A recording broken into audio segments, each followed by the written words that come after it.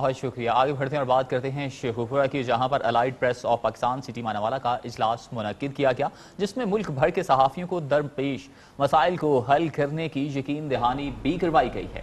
आपको बताएं कि शेखुपुरा के जनरल सेक्रेटरी शेर मोहम्मद जरगर ने कहा कि सहाफ़ियों को दरपेश मसाइल के हल के लिए सहाफ़ियों की नुमाइंदा तंजीम अलाइड प्रेस ऑफ पाकिस्तान मुल्क भर में सहाफ़ियों के लिए आवाज़ बुलंद कर रही है।